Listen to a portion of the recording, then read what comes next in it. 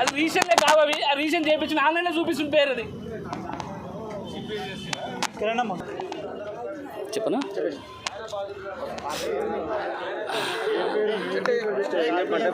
మన అన్న నా పేరు ఐతోగని వెంకన్న, గ్రామం లెంకలపల్లి, మండలం మరుగుడం, జిల్లా నల్గొండ.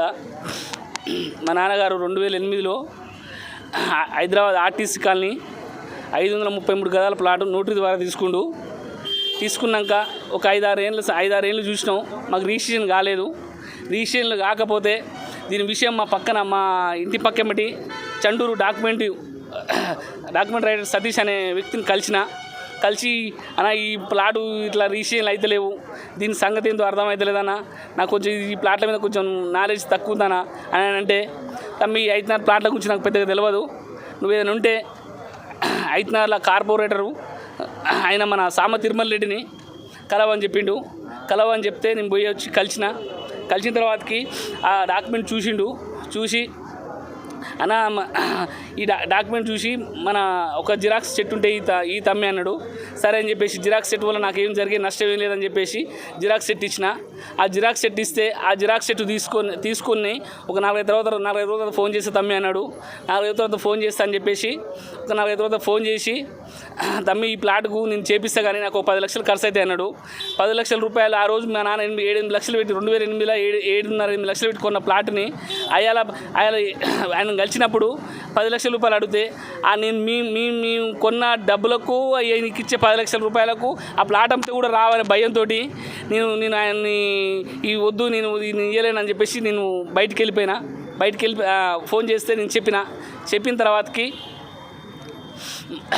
ఇక నేను మళ్ళీ బయట వేరే ఆయన గురించి ఎంక్వైరీ చేసిన, పలానా సామ తిరుమల రెడ్డికి ఇట్లా నేను డాక్యుమెంట్ ఇచ్చిన అని ఎంక్వైరీ చేస్తే వాళ్ళందరూ బయట చెప్పిన వాళ్ళందరూ పోయి నీకు దొంగే దొరికినారని, ఆయన ఎవరు దొరకలేదు, పోయి గానికి ఇచ్చినావు ప్లాటు, ఆ జాగ్రత్తగా ఒరిజినల్ ఇటు ఇచ్చేవు, ఒరిజినల్ ఇస్తే నీ పని అవుతుంది, ఒరిజినల్ చూపించకు ఒరిజినల్ మన అని చెప్పిన తర్వాతకి నేను 5-6 నెలల దాకా ఆయన గురించి పట్టించుకోలేదు.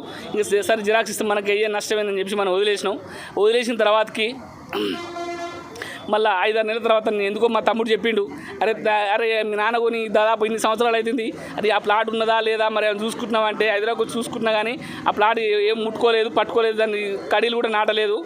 తర్వాతకి ఆయన పోయి ఒకసారి మా తమ్ముడు చెప్పిండు, అది ఒకసారి ఆన్లైన్ చెక్ చేయమంటే అప్పుడు ఆన్లైన్లో చెక్ చేస్తే 2 డాక్యుమెంట్లు వచ్చినాయి అన్న.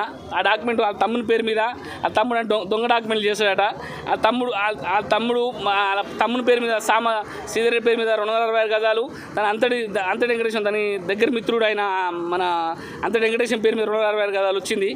రాగానే ఇది నా విషయం నాకు తెలిసి నేను పోయి అడిగిన తర్వాతకి నీ ప్లాట్ ఎక్కడ బాయ్, నీ ఎక్కడ బాయ్, నేను కొనుక్కున్న బాయ్ అని బెదిరించడం జరిగింది.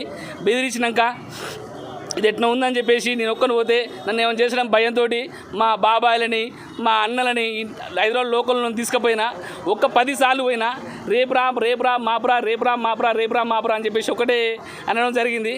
ఇది ఎట్లా ఉందిరా నాయన, నా ప్లాట్ మింగితట్టుంది, నన్ను రోడ్డు పాడేసాను భయం అయి మా గురంపుడు జడ్పీసీ అయిన మా బావని, సొంతం బావ అయినా మా గురంపుడు జడ్పీసీ మా బావని కలిసిన, బావ ఇది నా పరిస్థితి బావ, ఒక జిరాక్స్ ఇచ్చినందుకు ఇంత మోసం చేసిండు, నేను ఏం చేయాలో నాకు అర్థం కావట్లేదు బావ అంటే, నేను మినిస్టర్తో మాట్లాడితే మ్యాక్సిమం వింటాడు అని చెప్పేసి అంటే, మినిస్టర్ చెప్పినా ఇంటాడో ఏమో భయం అవుతుంది బావ అన్న, ఉన్న ఒక ఆధారం ఇది ఒకటే నాకు ఇది కొద్దిగా జాగ్రత్త చేసుకోవాలి బావ అని చెప్తే, నీకు ఎందుకు మాట్లాడతాను చెప్పేసి మా బావ మినిస్టర్ గారు ఫోన్ చేసి మాట్లాడితే, మినిస్టర్ గారు స్వయంగా నా మీద ప్రేమతోడు మా బాబు మీద ప్రేమతోడు మినిస్టర్ స్వయంగా తిరుమల రెడ్డికి ఫోన్ చేసి మాట్లాడి మినిస్టర్ చెప్పిన తర్వాతగానే నేను పోయినా. మినిస్టర్ నువ్వు పోతే కూడా నేను కేర్ చేయడరా బాబు, నేను మాట్లాడుతూ ఉండన్నాడు.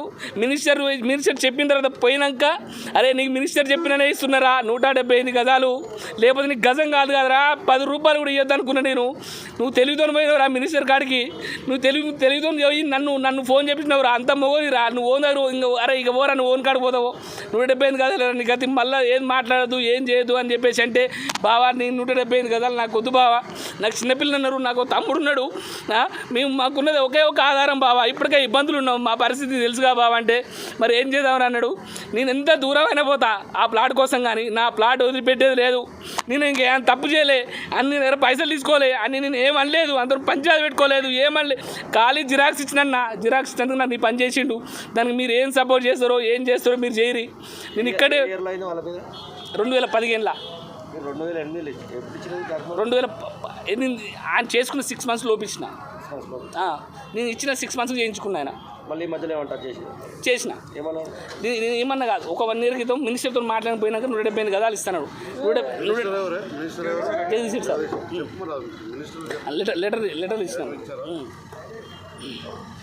చెప్పిన ఇచ్చిన తర్వాత 175 గదాలు ఇస్తున్నాడు.